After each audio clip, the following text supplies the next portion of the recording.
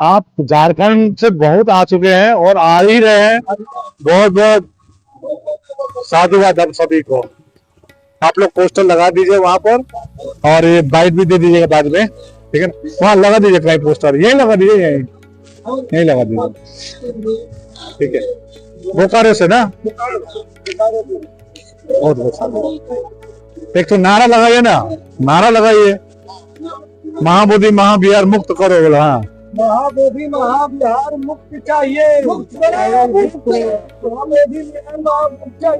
मुक्त चाहिए, ब्राह्मण से मुक्ति चाहिए, ब्राह्मण से मुक्ति चाहिए। జై భీమ్ నమో బుద్ధాయ మిత్రులారా, ఈరోజు 23వ రోజు నిరసన దీక్ష నిరాహార దీక్ష కొనసాగుతుంది.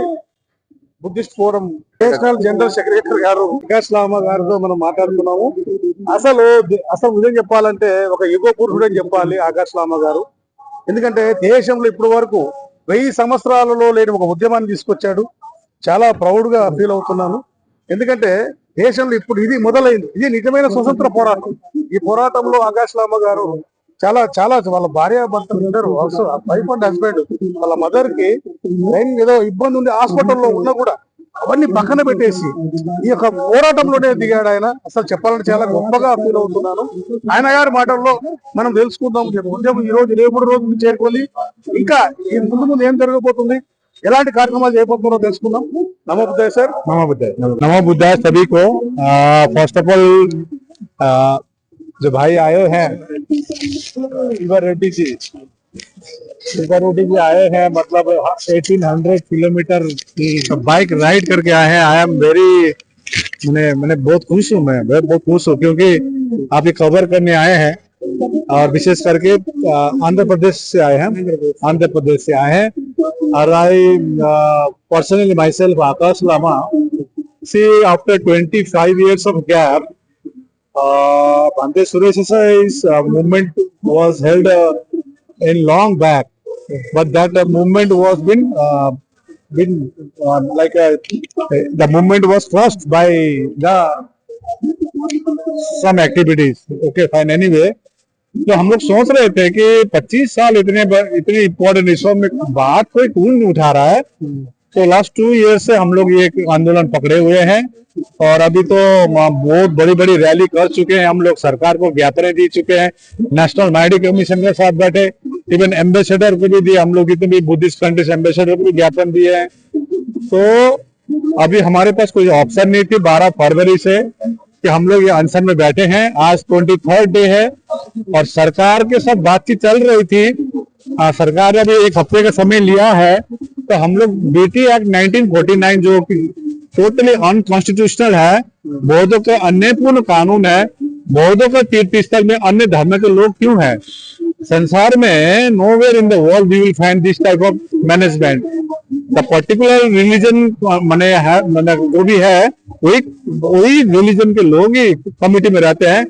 श्री महाबोधि महाविहार में खाली ऐसा है जहां पर अन्य धर्म के लोग कमिटी में है। तो हमारा जो डिमांड है कि बौद्धों के तीर्थ स्थल में बौद्ध ही कमेटी में रहे।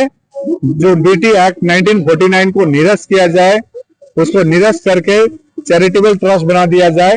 तो सब सरकार जब तक हमको सकारात्मक कुछ रिजल्ट नहीं देगी, अनलेस हम लोग यहाँ धरने से उठने वाले नहीं है, भले कुछ हो जाए। Thank you, thank you. Hi మిత్రులారా, నమో బుద్ధాయ్. నేను ఈ బండపల్లి శివారెడ్డిని. కర్నూలు నుండి 3 రోజుల ప్రయాణం తర్వాత నేను సాయంత్రం చేరుకున్నాను.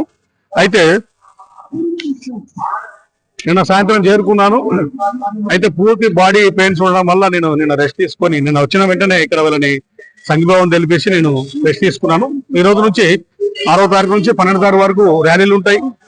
అలాగే చాలా మంది దేశవ్యాప్తంగా ఉధృతంగా బయలుదేరి వస్తున్నారు.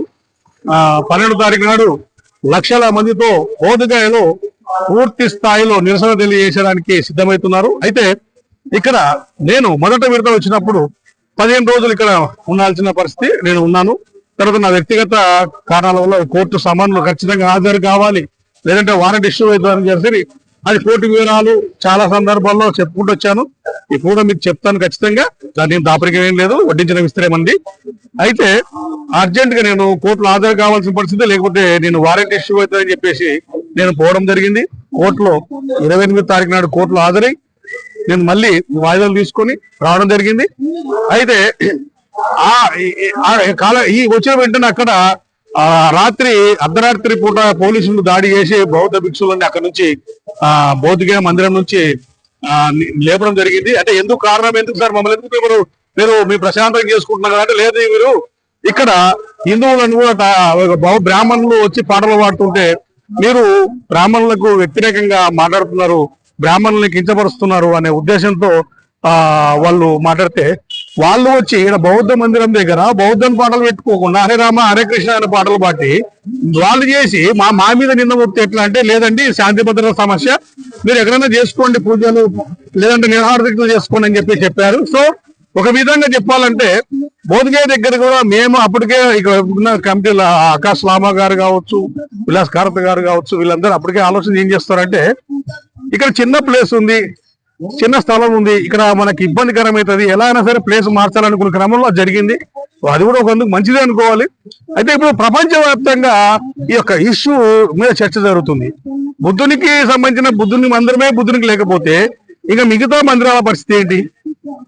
కాబట్టి ఇది చాలా మందికి తెలియని ఒక ఆకలింపు లేకుండా జీర్ణించలేకపోతున్నారు బౌద్ధులందరూ. ఇది ఎంతవరకు దుర్మార్గము, కళ్ళ ముందరనే ఇంత అన్యాయం జరుగుతుంటే దీన్ని చూసి కూడా మనం పట్టించుకోకపోవడం చాలా బాధాకరం అని చెప్పేసి రియలైజ్ అవుతున్నారు. దేశవ్యాప్తంగా ఈ యొక్క బౌద్ధ యొక్క దీక్షలకు నిరాహార దీక్షలకు సపోర్ట్ రావడం, అలాగే విదేశీయులు కూడా చాలా మంది ఒక్కసారి ఉలిక్కి పడ్డారు. నిజమా, మనకు తెలియదే ఇన్నాళ్ళు అది బౌద్ధగయ అంటే బుద్ధుని మందిరమే అనుకున్నాం, కానీ అక్కడ బ్రాహ్మణుల ఆధిపత్యం ఉంది, వేరే అన్ని మత ఆధిపత్యం ఉందని తెలిసి వాళ్ళు కూడా రియలైజ్ అయిపోయి, అంటే ఒక విధంగా చెప్పాలంటే ప్రపంచవ్యాప్తంగా ఈ సబ్జెక్ట్ మీద చాలా చర్చలు మొదలవుతున్నాయి. ఇందులో భాగంగా రానున్న రోజుల్లో చాలా ఉధృతంగా పెరిగే అవకాశం ఉంది. పూర్తిగా బౌద్ధగయ మొత్తము బౌద్ధమయం అయిపోయి బౌద్ధ భిక్షులతోని, బౌద్ధ సంఘాలతోని, అలాగే బౌద్ధ ఫాలోవర్స్ తోని, ఉపాసకులతోని ఈ యొక్క బౌద్ధగయ మొత్తము నిండిపోయే పరిస్థితి ఉంది. చాలా మటుకు విధంగా చెప్పాలంటే మన దేశంలోనూ చాలా 1000 సంవత్సరాల తర్వాత నిజమైన స్వతంత్ర ఉద్యమం మొదలైందని చెప్పేసి మనం అనుకోవాలి. సో ఇక్కడ ఇంత ఉవ్వెత్తున ఇంత నిరాహార దీక్షలు సంఘాల వారికి, బౌద్ధ భిక్షువులు ఒకరొకరు విడతల వారికి ప్రాంతాల నుంచి ఎక్కడి నుంచో ఇక్కడ కాశ్మీర్ కావచ్చు, కన్యాకుమారి, కాశ్మీర్ నుంచి ఇటు దక్షిణ భారతదేశం, ఉత్తర భారతదేశంలో చాలా మంది బౌద్ధ భిక్షువులు ఇక్కడికి వస్తున్నారు, సంఘీభావం తెలియజేస్తున్నారు. 1000 కిలోమీటర్లు, ఏదో 500-200 కిలోమీటర్లు తొందర వస్తారులేని కాదు, 1000 కిలోమీటర్ దూరం నుంచి కూడా వస్తున్నారు, ప్రజలు వస్తున్నారు, సంఘీభావం తెలుపుతున్నారు. కానీ మిత్రులారా, మనకు తెలియదు ఏంటంటే దక్షిణ భారతదేశంలో మనని ముఖ్యంగా తెలుగు రాష్ట్రాలలో, నేను తప్పుగా మాట్లాడుతుంటే క్షమించండి, లేకపోతే నాలో బాధ మాత్రమే వ్యక్తపరుస్తున్నా, కానీ ఏదో అనాలనో లేకుంటే ఇంకోరిని దొబ్బిపరచాలనో లేకుంటే ఇంకోరిని వ్యతిరేకించాలన్న ఉద్దేశం కానే కాదు. ఇక్కడ నేను ఉన్నప్పుడు నాకు కనపడదు, మన తెలుగు వారు కావచ్చు ఎవరు కనపడుతున్నారు అంటే చాలా తక్కువ కనపడుతున్నారు. అంటే అందరినీ అనడం కాదు, వచ్చిన వాళ్ళు సంఘీభావం చెప్తారు, సంఘాల దగ్గర నుంచి ఒకరో ఇద్దరు సంఘీభావం చెప్తారు. కానీ ఒక టీమ్ గా బస్సులుగా బయలుదేరి బస్సులు తెలుగు రాష్ట్రాల్లో కూడా మేము ఉన్నామని తెలియజేయడానికి ముందుకు వస్తారని చాలా ఆశపడుతున్నాం. ఎందుకంటే సరే నిదానమైనా సరే మన ఊళ్ళు ముందుకు రావాలి, సంఘీభావం తెలియజేయాలి. మనం కేవలం విగ్రహాలు ఫోటోలకు మాత్రమే దండలేసి సంఘీభావం కాదు, ఇలాంటి గ్రౌండ్ లెవెల్లో మనం పోరాటాలు చేయాలి. పోరాటాలు చేసినప్పుడే ఇక ఈ దేశం యొక్క బలం తెలుస్తుంది మిత్రులారా. ఇది కేవలం ఒకవేళ చెప్పంటే బల నిరూపణ అనుకోవాలి, లేకుంటే బౌద్ధం పట్ల ఇప్పుడు ఈ యొక్క బౌద్ధ ఉద్యమాన్ని మనం ఏమైనా సపోర్ట్ చేయకపోతే మళ్ళీ దేశంలో మళ్ళీ ఇటువంటి ఉద్యమాలు రావు. చేసిన బౌద్ధకే బుద్ధునికే తయారైనప్పుడు మిగతా మందిరాల గురించి ఎవరు పట్టించుకుంటారని ఒక నానుడి ఒక ఆలోచన పోతుంది. కాబట్టి దీన్ని బలపరిచి భారతదేశంలోని రాజకీయ నాయకులు కావచ్చు, సంఘాలు కావచ్చు, వాళ్ళందరూ దీన్ని అసలు ఒక సంగీతంతో బౌద్ధగాని బుద్ధ మందిరంలో బ్రాహ్మణ వ్యవస్థ లేకుండా చేయగలిగితే అది జరిగే రోజుల్లో ఉన్నాయి. అందరూ చేయడం వల్ల జరిగే పరిణామం అంటే ఈ దేశంలో కొత్త ఒక సిస్టమ్, అంటే నిజమైన స్వాతంత్రం ఏదో సమాజం రావడానికి బౌద్ధం చాలా మూలము. బౌద్ధం బలపడడానికి మనం అందరూ సపోర్ట్ చేయాల్సిన అవసరం ఉంది. ఈరోజు 23వ రోజు 23వ రోజు బౌద్ధ భిక్షువులు నిరసన కార్యక్రమం పాల్గొంటున్నారు. రకరకాలుగా దేశవ్యాప్తంగా అక్కడెక్కడ నుంచి వస్తున్నారు. Thank you. నమో బుద్ధాయ్. तो सचित्र परिवर्तन इसीलिए इसके लिए प्रोजेक्ट में हम लोग का चित्त जो है वो शुद्धिकरण होते रहेगा, चित्तीकरण होते रहेगा, चित्त जो है शुद्धिकरण होते रहेगा। और फिर मतलब जो शुद्धिकरण जो है आज से पहले वाला 28 भूतों में भी ये जोड़ा था, हम बोल रहे हैं आने वाला మిత్రులారా 23వ రోజు నిరాహార దీక్ష కొనసాగుతూనే ఉంది. ఇంకా ఇది చాలా ఉధృతమయ్యే అవకాశాలు ఉన్నాయి. దేశవ్యాప్తంగా సంచలనమయ్యే రోజులు దగ్గరలో ఉన్నాయి. బుద్ధిగయ బ్రాహ్మణుల నుండి బౌద్ధులకే రావడానికి చాలా సన్నాహాలు జరుగుతున్నాయి. మిత్రులు